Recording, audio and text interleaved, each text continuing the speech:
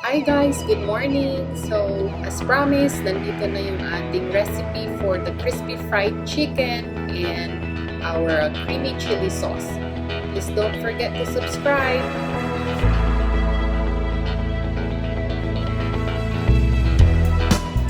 So for our ingredients, we will be needing 1 kilo of chicken, black ground pepper,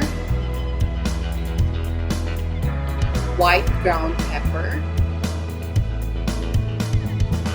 tapioca flour or pwede rin pong cornstarch,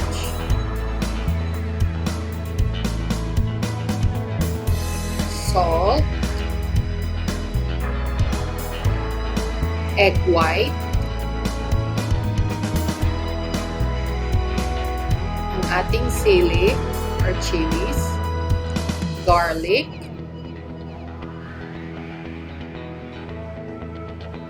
milk, but for today, I will be using this one kasi naubusan po ako ng carnation milk or any type of milk will do po.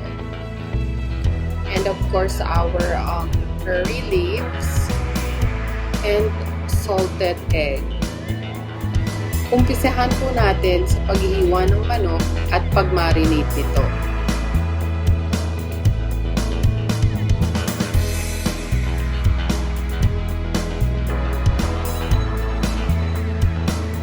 Lagyan natin ng asin, black and white pepper, at yung ating egg white. At saka natin iset aside for 30 minutes. Ngayon naman po ay umpisahan na natin ang paghihiwa ng ating sili at ng ating garlic.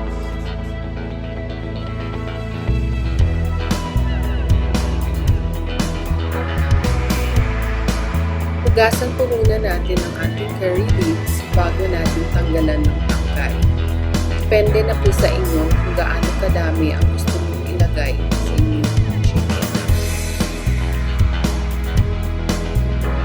After 30 minutes, ay pwede na nating i-coat ang ating chicken sa ating tapioca flour. Kung wala po tayo nito, ay pwede nating i-substitute ang cornstarch. Ito po ang sikreto natin para sa isang malutong na fried chicken.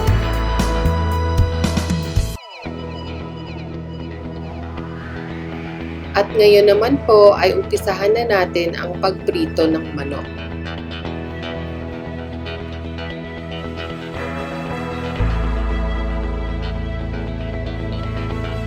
At lagyan natin ng curry leaves.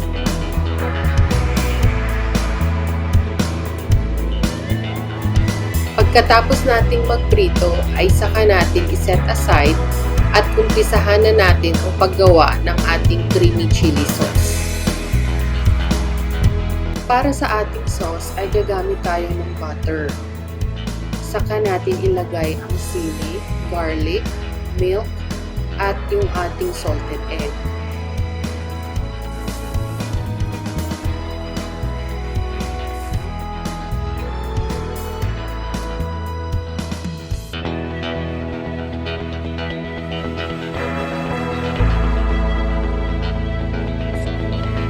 Hahalo-haluin lang natin, saka natin ilagay yung ating curry leaves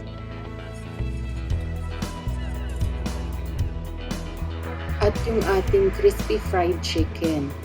At pagkatapos nito, ay pwede na nating iserve ang ating crispy fried chicken with creamy chili sauce.